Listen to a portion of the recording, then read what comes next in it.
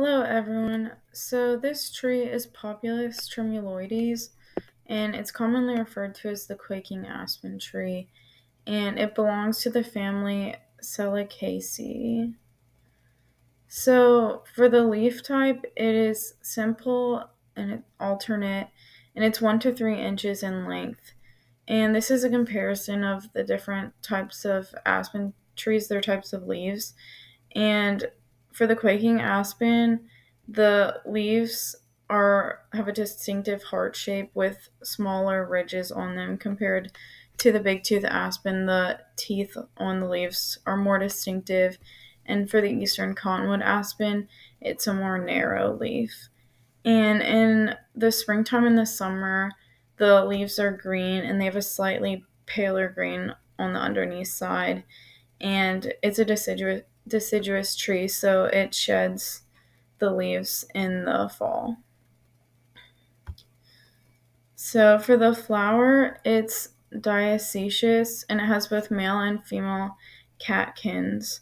And this is a picture of the female catkins, but they have light green capsules attached to them, and inside of these are hundreds of little seeds that are really hairy.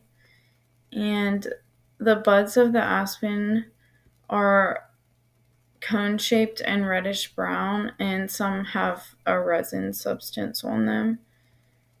And for the bark, it is smooth bark and has a light whitish film, some substance over it.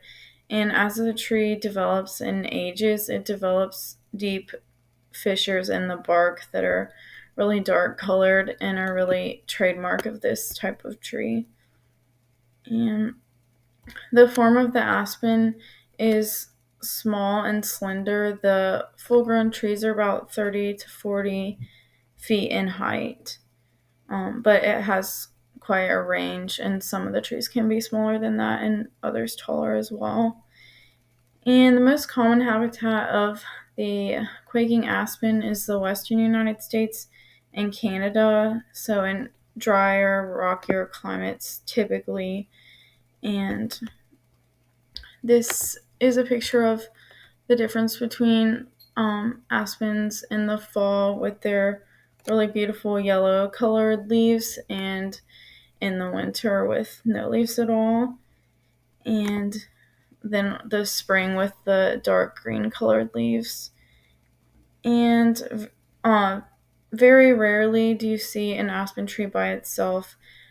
They're most commonly found in groves, and this is due to the fact that the aspen tree is actually the world's largest living organism, and they're all connected to each other in a grove underneath by their roots.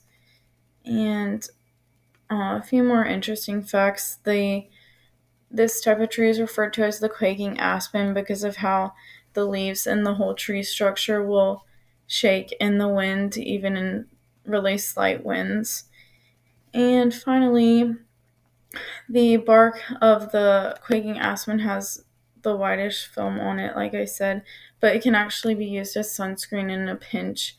As it has an SPF of 5, it's pretty low, but still, if you're in a pickle and need sunscreen, it's a cool tip to know.